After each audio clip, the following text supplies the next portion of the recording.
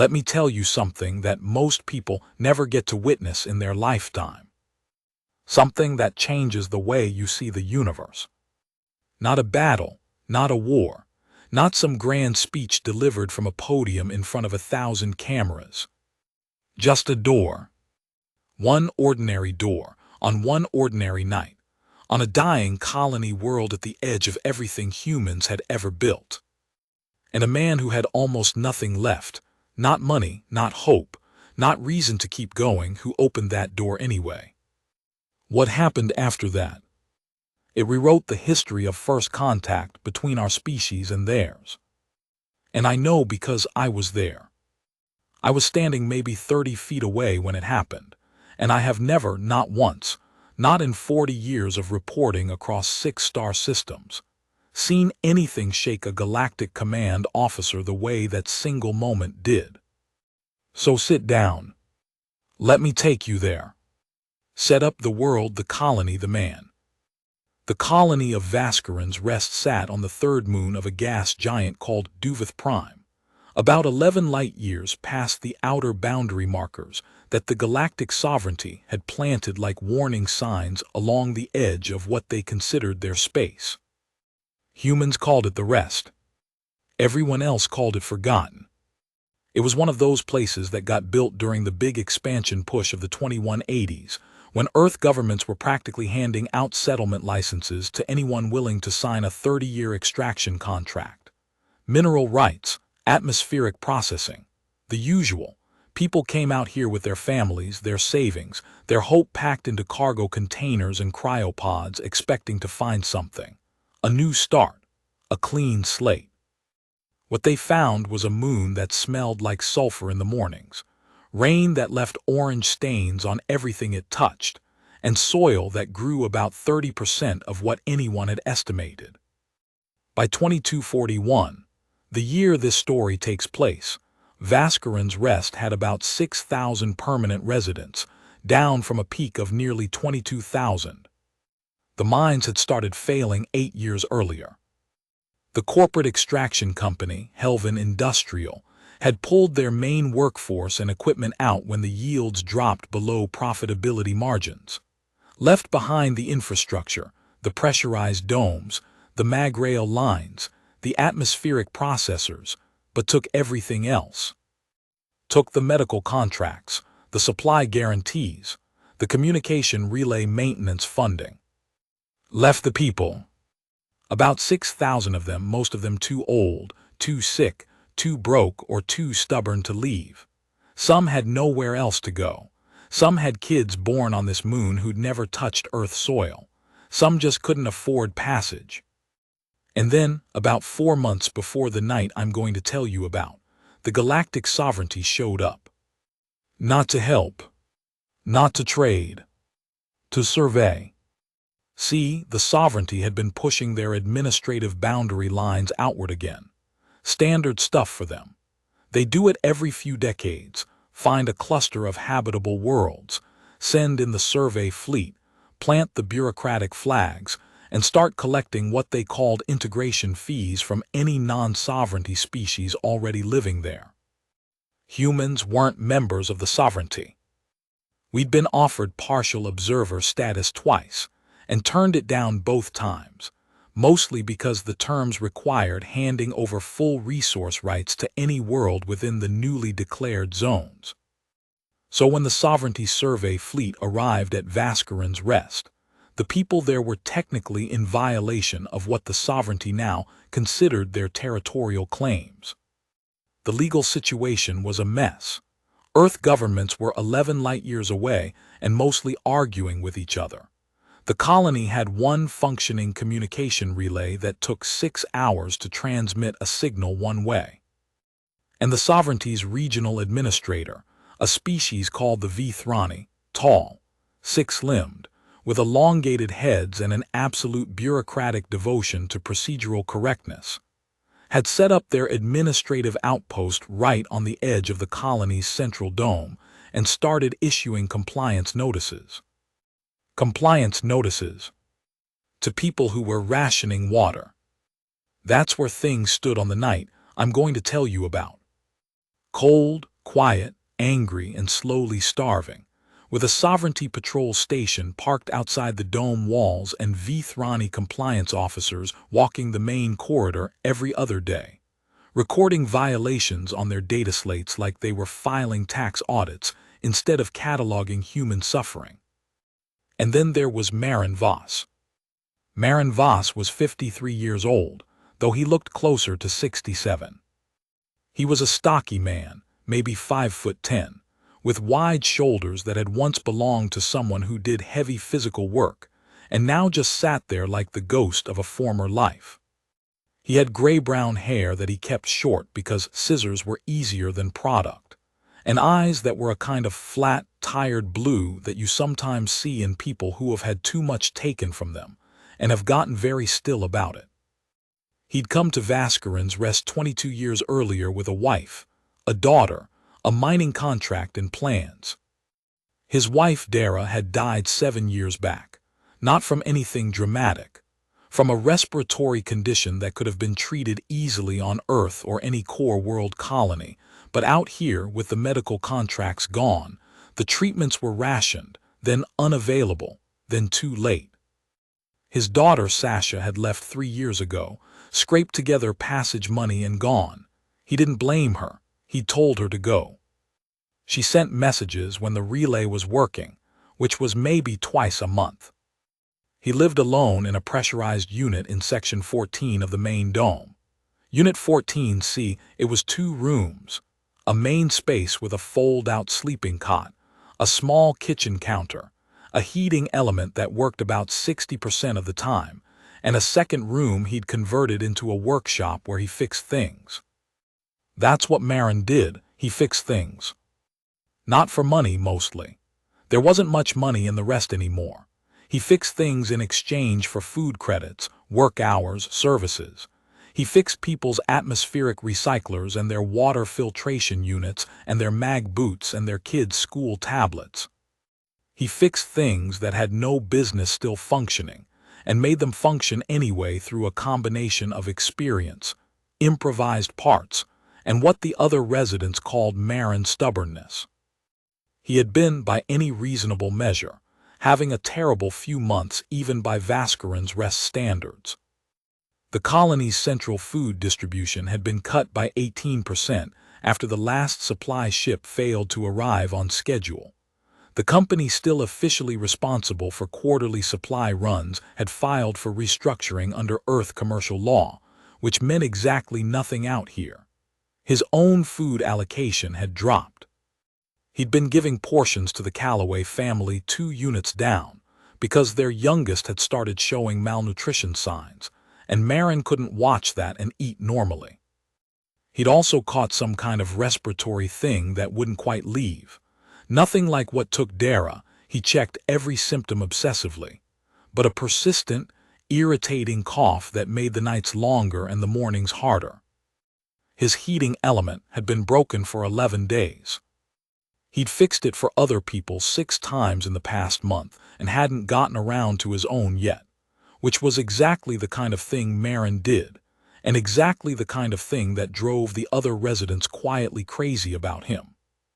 The night this story really begins, he was sitting at his workshop bench at approximately 2:00 in the morning, Colony Standard Time, working on a water recycler he'd promised to have done by the following day. He had a lamp positioned at a low angle, a mug of something warm but not quite tea that he'd been nursing for an hour, and the quiet particular to a pressurized dome at night, that faint, constant hum of the atmospheric processors and nothing else. He wasn't expecting anything. He certainly wasn't expecting what knocked on his door. 3 knocks. Not loud, almost careful. Marin set down his tool, a thin calibration pick, and looked at the door. He had the kind of body language that takes a moment to shift from focus to attention, like an old machine finding a different gear. 3 knocks again. He looked at the small chronometer on the bench. 02:07. Nobody knocked on Section 14 doors at 02:07. Not for good reasons, anyway. He stood up, crossed the main room, and opened the door. And he stood there for a long moment, not saying anything, his brain catching up with what his eyes were showing him. Now here's where I need you to understand something about the Vthrani. Because when I say the figure standing in Marin's doorway was Vthrani, I need you to know what that word meant in context. The Vthrani were the administrative face of galactic sovereignty expansion. They were the compliance officers, the surveyors, the fee collectors. They were the species that had, over the past 4 months, been systematically documenting every violation in this struggling colony. Every unpermitted atmospheric vent, every unregistered piece of agricultural equipment, every dwelling that didn't meet sovereignty habitation codes that had been written for species with completely different biology. They were not popular on Vaskaran's rest. That's an understatement so large I feel embarrassed saying it. There had been 3 separate confrontations in the main corridor over the past month.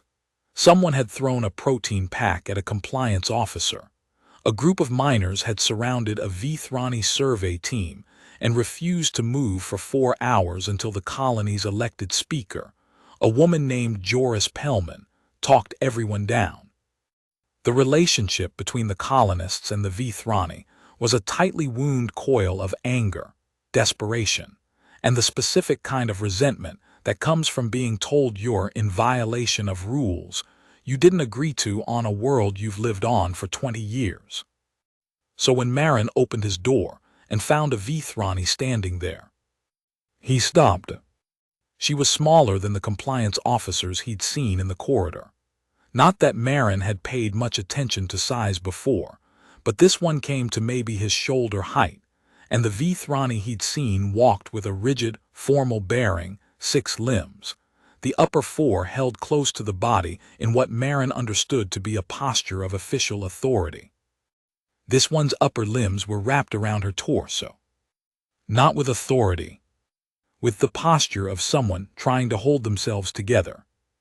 Her cranial plates, the elongated ridges that served Vthrani the way facial expressions served humans, were pressed flat.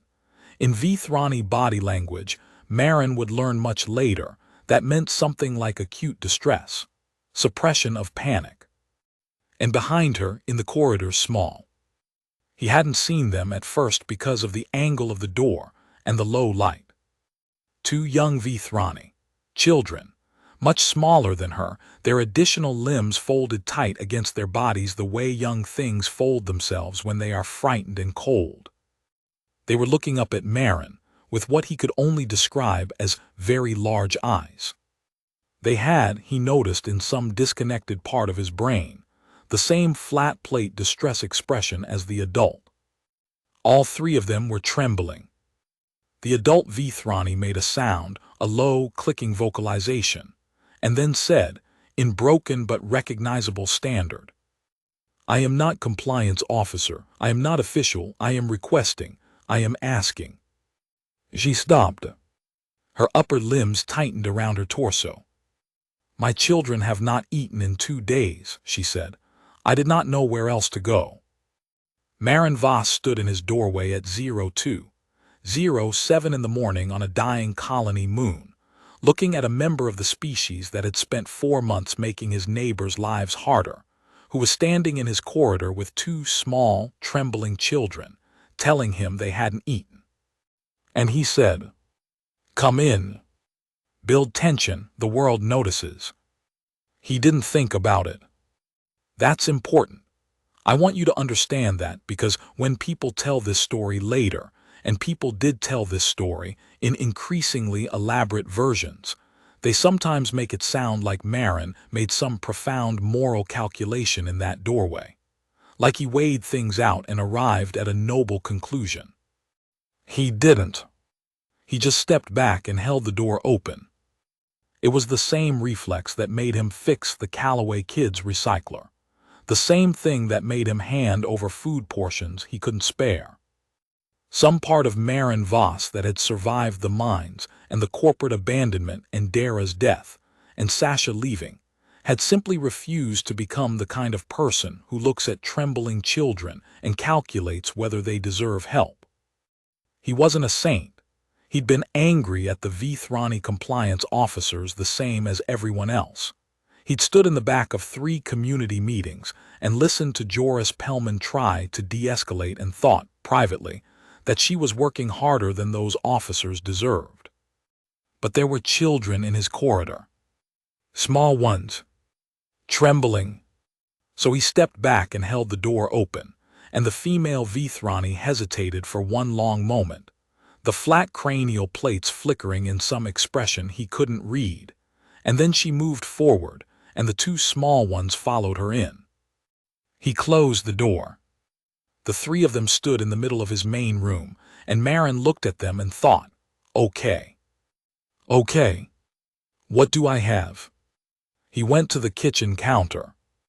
The honest inventory of Marin Voss's food situation on that night was as follows: half a block of reconstituted protein concentrate, which tasted like very mild nothing but had reasonable nutritional density. A sealed container of carbohydrate paste, standard colony ration, the beige kind that the residents privately called concrete mix. 3 nutrition bars that were slightly past their best-by date but not dangerously so. A bag of dried vegetable flake mix, the last quarter of a bag that had originally been intended to make several weeks of soup, and the remainder of his water allocation for the day, most of which was still in the tank. He thought about Vthrani biology. He knew almost nothing about it. He turned and looked at the adult. She was watching him with those large, still eyes, her upper limbs still tight around her body. The 2 children had pressed themselves against the wall beside her in a way that reminded Marin, in a distant, almost painful way, of Sasha when she was very small and found herself in an unfamiliar place. "I don't know what's safe for you to eat," he said. "I'm going to put things out. You tell me what you can and can't have." The Vthrani blinked, a slow, deliberate motion. "We can process most carbon-based organic matter," she said. "We cannot process compounds with, I do not know the standard word, compounds that human food sometimes contains that affect nerve conduction." "Stimulants." "Yes, and the compound that causes warming sensation, the sharp." "Capsaicin." "Yes." "Okay, nothing here has either of those." He set out what he had. The protein concentrate he cut into portions. The carbohydrate paste he opened and set on the counter with a clean implement beside it. The nutrition bars he lined up. The vegetable flake mix he left in the bag but opened the top. He put the water in a container and set that out too. Then he stepped back. The adult Vthrani looked at the food. She looked at it for a long moment. Then she made a sound not standard, something in her own language, and bent her primary cranial structure forward in a motion Marin would later learn was one of the deepest forms of Vthrani acknowledgement. Almost a bow, but more internal than that, more private. She said something to the children, and they moved forward. He sat at his workshop bench while they ate, turned partly away to give them something like privacy, and pretended to work on the water recycler. He wasn't really working on it. His hands held the tools, but his mind was elsewhere. The sounds from the main room were quiet, careful. The children didn't make noise the way human children did eating. There was a delicate, almost methodical quality to it. He could hear the slight clicking of what he assumed were their feeding structures on the container edges. After a while, the adult spoke again. "My name is Vethis Nalori," she said. "These are my offspring, Velson and Kale." Marin turned. The 2 small ones were looking at him. The older one, Velson, he'd guess, slightly larger, had something that might have been cautious evaluation in its expression. The smaller one, Kale, was still eating but had turned slightly toward Marin in the way young things do when they're deciding whether something large is safe. "Marin," he said, "just Marin." "Marin," she repeated, as if placing the word carefully. She told him the rest then, not all at once, in pieces, pausing between them, and Marin got the sense that she was measuring how much to say, or perhaps how much her standard vocabulary would carry. Vethis Nalori was not, as she had said at the door, a compliance officer. She was a data archivist. She had come on the survey fleet as part of the sovereignty's documentation team. Her job was to catalog ecological and atmospheric data from survey worlds, not to interact with local populations. Her mate, the children's second parent, in Vithrani family structure, the one who had carried primary bonding responsibility during the early developmental period, had been the one assigned to administrative work on Vaskaran's rest. His name was Vethar. 3 weeks ago, during a confrontation in the corridor, not the protein pack incident, a smaller one involving a group of off-shift miners and a Vithrani administrative team, Vethar had been injured. Not badly, not life-threateningly, but badly enough that the fleet medical officer had put him on restricted activity and reassigned him to shipside duties. The complication was this. Vithrani survey fleets operated on a resource allocation system that tied individual consumption rights to active duty status. Vethar, on medical restriction, had his allocation reduced. Standard protocol, designed for short-term absences within a staffed, provisioned fleet. Except there was a secondary complication that the protocol hadn't anticipated. Vethis and her children were registered as dependents under Vethar's allocation category. When his was reduced, theirs was proportionally reduced as well. This was, apparently, a known procedural gap that had been filed about 6 times over the past decade, and had never been corrected because no one in the relevant administrative department had gotten around to prioritizing it. While Vethar was recovering, unable to appeal through formal channels from a medical bay, and while Vethis was categorized as non-essential personnel during the current survey phase, and thus operating under communication restrictions that prevented her from escalating the issue through official fleet channels, her children had been slowly running out of food. She had tried 3 things before coming to Marin's door. She had tried to access the fleet's emergency food reserve, which required a commanding officer's authorization, and the commanding officer was, at that hour, unreachable through the protocol channels available to her. She had tried to access the colony's main food distribution point, not as a sovereignty official but as an individual in need. The night shift worker there had looked at her Vithrani administrative uniform. She'd had no other clothing with her on the moon, and told her, with the flat, exhausted politeness of someone who had run out of capacity for further indignation, that the distribution point had nothing to give sovereignty personnel. She had walked through the dome for 40 minutes, past closed doors, past the Sovereignty Patrol station where she couldn't explain her situation without triggering an internal administrative process that would take days to resolve, past everything familiar and official and useless. And she had stopped in front of Unit 14C. She had stopped there because the light was on, a thin line of it under the door. And she had stood there for what she told Marin was a very long time, trying to decide whether the kind of human who would be awake at 02:00 in the morning was the kind who would open the door to a Vithrani. And then she had knocked. 3 times, almost carefully. Marin listened to all of this. He let her talk, and when she paused he didn't fill the silence with reassurance or uncomfortable noise. He just waited. When she finished, he sat with it for a moment. Then he said, "Okay." She looked at him. "Okay," he said again, in the tone of someone filing the information and moving to what comes next. "The kids need to sleep somewhere warm. You too, probably." "We cannot." "My heating's down," he said with a slight grimace.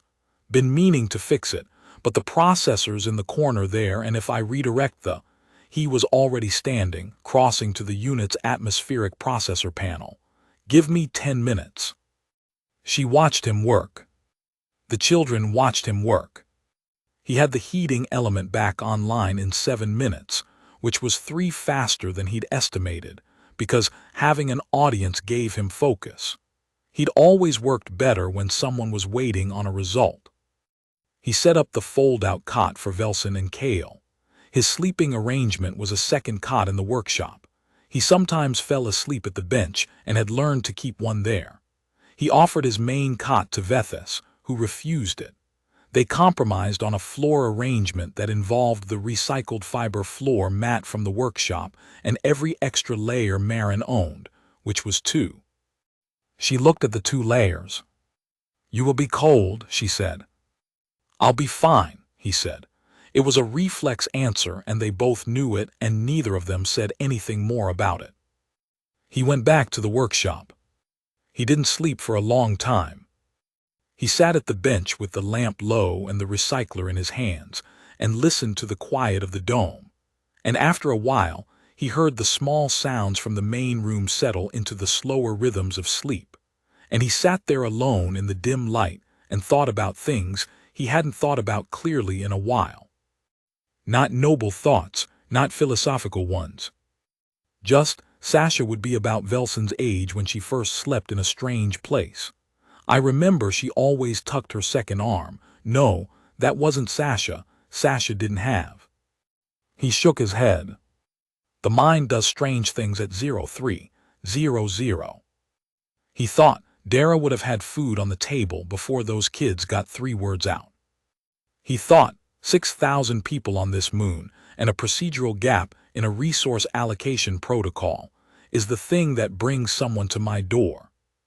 He thought that's funny in the way that things are funny when they're not funny at all. And then he went back to the recycler, because it needed to be done by morning, and Maren Voss did not leave things undone. Tension builds. The morning, the corridor, the confrontation.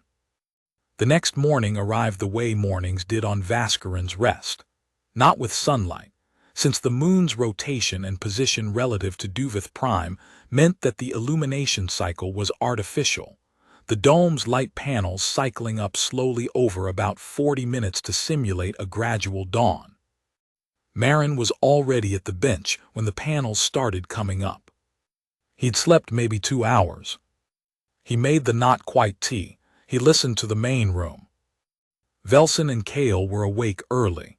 He could hear them, quiet sounds, a low exchange in Vithrani that he had no ability to parse. He got up and went to the kitchen counter and set out what remained of last night's food portions, which was not much but was something. He tapped on the doorframe. "Food's out if anyone wants it." A pause, and then Vethis came through the dividing curtain. The dome units had doorways, but some had fabric instead of panels, and his was fabric. She looked at the counter. She looked at him. "You have not eaten," she said. "Not hungry yet." She knew it was a reflex answer. He knew she knew. Neither of them said anything about it. The children came out. Kale, the small one, the one who had watched him most carefully the night before, stopped in the doorway and looked around the main room in the morning light. In the dim, scared circumstances of the night before, Maren hadn't had a chance to notice much about the children. Now he looked. They were small, smaller than he'd realized. Vithrani grew large over time, he knew. The adult compliance officers were substantial, but young ones were more compact, their additional limbs shorter, their cranial plates not yet fully developed. Kale had plates that were soft at the edges, the way you sometimes see in baby animals where the defining adult features are present but still forming. Kale looked at Maren with enormous eyes. Then Maren thought. Something about Vethis's inflection suggested he reached into one of the pouches at his torso and very carefully took out a small object, which he held out toward Maren. Maren looked at it. It was a smooth, ovoid stone, pale gray-blue, about the size of his thumb. It had been polished until it caught the light. "Kale," Vethis said, a warning note. Kale said something in Vithrani. Vethis paused. She said to Maren, "He says he wants to give you this. He collected it from the surface survey data, the geological samples. He finds stones." Maren looked at the small stone being held out by an even smaller limb. Tell him thank you, he said. He took the stone, he held it for a moment. Then he set it on the corner of his workshop bench, in the specific way that meant he was putting it somewhere it wouldn't get lost. Cale watched this with what Marin interpreted as satisfaction. The trouble started about 2 hours later. He'd been thinking about it honestly. He'd known, lying awake at 03:00, that morning would bring the practical complications he hadn't let himself think about in the moment of opening the door. 6,000 people in a dome, small dome.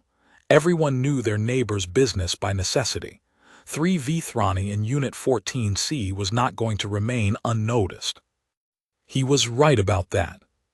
The knock at 08:30 was harder than 3 quiet taps, more fist than knuckle. Marin opened the door. Joris Pellman was standing in the corridor. She was the colony's elected speaker, the closest thing Vascarin's rest had to a government, which wasn't close at all, and she was a tall, lean woman in her mid-40s, with the kind of expression that came from years of trying to hold 6,000 angry, scared people together through sheer administrative willpower. Behind her were 2 others Marin recognized. Del Akaffer, who ran the food distribution point and had apparently been the one to turn Vethis away the night before, and a younger man named Cass Wren who was, as far as Marin could tell, always standing behind whatever group was having the most urgent conversation at any given time. Joris looked at Marin. Marin looked at Joris. "I'm going to need you to tell me," Joris said, with the careful control of someone choosing words for maximum precision. "What is happening in your unit?" "I had guests overnight," Marin said. "Vithrani guests?" "Yes." Del Akaffer made a sound. It wasn't a word. "Marin," Joris said, "I understand there may be circumstances here. I'm not coming to your door angry. I am coming to your door because 3 people saw a Vithrani adult and 2 young ones entering Section 14 at 02:00 this morning, and I have spent the past hour managing the corridor conversation about that." "What kind of conversation?" She looked at him steadily. "The kind that starts with, 'Why is someone sheltering sovereignty personnel?' and escalates from there." Marin considered. Then he said, "Come in, I'll make the tea." "I'll explain." Vethis and the children were in the workshop. Marin had quietly suggested, when the corridor sounds outside changed, that they might want to be in the less visible room, and Vethis had understood immediately. He explained the situation to Joris in the main room with Del and Cass listening from the doorway. He kept it simple, the allocation protocol failure, the children not eating, the 02:00 knock. Joris listened with her arms folded, and her face doing complicated things. When he finished, there was a silence. Del said, "It's a sovereignty procedural problem, not ours to fix." "I know," Marin said. "We have children in this colony who aren't eating adequately either, Marin. We have allocation cuts of our own. We can't." "I know that too," Marin said. "I'm not asking the colony to do anything. I'm telling you what happened last night, what I did with my own food and my own floor." Another silence. Cass Wren, who had been quiet this whole time, said, "How old are the children?" Marin looked at him. "Young," he said. "I don't know Vithrani age equivalencies." "Can I see them?" Something in Marin's chest went cautious. He looked at Joris. Joris looked at Cass. Then she said, "Vethis Nalori." From the workshop doorway, Vethis appeared. She had clearly heard all of it. Her cranial plates were flat in that distress suppression posture again, but she held herself upright. Her upper limbs no longer clutched around her body, but positioned in something closer to formal bearing. Behind her, Velson and Cale. Cale, Marin noticed, had positioned himself slightly behind Velson, with 2 of his small limbs curled around the older one's arm. The room was quiet. Del Akaffer looked at the children. He was a large man, tall, broad, had been a senior equipment operator in the mines and still moved like one. He was one of the people who'd been most consistently vocal about the Vithrani compliance visits. Marin had heard him in the corridor meetings, voice loud and clear, talking about procedural colonialism and how the sovereignty treated non-member species. Del Acafer looked at Velson and Kale for a long moment. Then he put his face in his hands and made a sound that wasn't quite anything. He took his hands away. He looked at the ceiling. He looked at Marin. "I have some high-protein concentrate in the distribution reserve," he said. "I haven't logged it yet this cycle. If I log it as damaged stock write-off, it doesn't show on allocation count." Joris stared at him. "I'm just noting that as a logistical fact," Del said, in the tone of a man who has just done something he's not ready to explain. Climax, the sovereignty officers, the corridor, the stand. The complication I hadn't mentioned yet, the one that turned this from a private human act of decency into something that got transmitted across 6-star systems, and eventually ended up in 3 separate academic papers on interspecies relations, arrived at 10:15 that morning. 2 Vithrani Sovereignty Patrol officers. Not compliance officers, which were administrative. Patrol officers, which were something else. Security adjacent in the sovereignty hierarchy. They wore the darker uniform of the enforcement division, and they carried what Marin described to me later as things on their belt that were definitely not data slates. They'd gotten word that Vethes Nalori had not returned to the fleet ship the previous night. Standard checkout procedure, non-essential personnel spending any time in the non-sovereignty habitat zone were supposed to return by a certain hour. She hadn't. She hadn't logged a communication either, because she'd been under restriction. So 2 patrol officers came into the dome at 10:15, walked to Section 14. Someone had told them which section, which was a complicated piece of information that nobody later admitted to providing, and knocked on Unit 14C. I should tell you that I was there because I'd been told there was a situation developing by Cass Wren, who had gone back out into the main corridor after the morning meeting, and apparently told approximately 6 people, who told others, in the specific way that information moves through a small, stressed community where nothing happens slowly. By the time the patrol officers arrived at Unit 14C, there were approximately 30 residents in the Section 14 corridor. Not angry, not aggressive, just present, occupying space. The way people do when they're watching something, and they're not sure yet what it's going to be. The patrol officers knocked. Marin opened the door. The senior officer, identifiable by a secondary stripe on the collar, said, in very clean standard, "We are looking for Vethes Nalori. She is registered as a survey fleet dependent and she did not return to the ship last night. We have been told she is in this unit." Marin said, "That's right. She needs to come with us." Marin said, "Okay." He half-turned and said, without raising his voice, "Vethes, these folks are here for you." Vethes came forward from the workshop doorway. She had the children with her, Velson first, then Kale, who was again holding onto Velson's arm.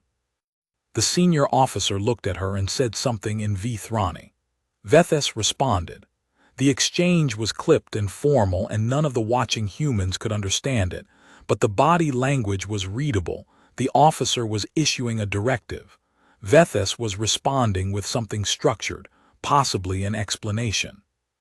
The exchange went back and forth 3 times. Then the officer, who clearly hadn't expected multi-part replies, turned to Marin. "The personnel were in violation of return protocol," he said. "There will be administrative processing." "Processing of what kind?" Marin said. "That is a sovereignty internal matter." "The children too." A pause. "They are registered dependents. They return with the—" "The children haven't eaten properly in 2 days," Marin said. "There's a resource allocation gap in your fleet's protocol. It cut their food when their parent was put on medical restriction. That's why she came here. The officer looked at Marin. Marin looked back. He had, I should note, the specific quality of stillness that some people develop over long years of hard circumstances. Not the stillness of someone suppressing emotion, but the stillness of someone who has run out of the kind of fear that makes you hedge. That is a fleet administrative matter, the officer said. Yes, Marin said, it is. And while that matter gets processed, children were going without food. So she knocked on a door and I gave her what I had. That's the situation. The corridor was very quiet. The officer looked at Marin for a long moment. Then he looked past Marin at Vethis, at the children, at Kale, who was behind Velsen, looking back at the officer with enormous eyes. And something happened that I watched from 30 feet away, and which I have spent a long time thinking about since. The patrol officer's cranial plates, that Vithrani equivalent of a face, moved. It was a small movement, subtle. I almost missed it. I'd been watching Marin and only caught it in my peripheral field, but when I looked directly, I saw it and it was unmistakable. The plates shifted downward and forward. Not the flat suppression of distress. Something else. Something that, according to every xenopsychology text I've read since, corresponds in Vithrani physiology to what happens when a strongly held expectation collides with a reality that doesn't fit it. Something like recalibration. He said something to his junior officer, in Vithrani, fast and quiet. The junior officer responded. The senior officer looked back at Marin. The children, he said, are not in violation. It took Marin a moment to understand what that meant. They can remain here, the officer continued, if you are willing, until the fleet administrative matter is resolved. Vethis Nalori will need to return to file the allocation appeal in person. Marin said, how long will that take? If the appeal is filed correctly, with medical documentation from Vethar's record and the children's status logged, 1 rotation. Perhaps 2. 1 or 2 days. Yes. Marin looked at Vethis. Something passed between them, not words, and not the kind of understanding that comes from knowing someone well. The other kind. The kind that comes from a specific shared experience that doesn't need language. The kids can stay, he said. Vethis looked at her children. She said something to them in Vithrani. Velsen made a quick response. Kale didn't say anything. He looked at Marin. Then he reached out, with one small limb, and very deliberately touched the back of Marin's hand. One touch quick, and then he tucked the limb back in. Vethis made a sound that wasn't standard and wasn't directed at Marin, and turned to go with the officers. She stopped in the doorway. Marin, she said. Yeah. Why did you open the door? It was a genuine question, not rhetorical. She'd been turning it over, I think, since 0200 through everything that had happened. That question. Marin thought about it for a moment. The corridor was still full of people. Del Akaffer was there, and Joris Pellman and 30 others, all of them waiting, I think, for the same answer. He said, because you knocked. He said it like it was obvious. Like it was the only possible answer. Like the question of why you open the door to someone who knocks hadn't occurred to him as a question at all.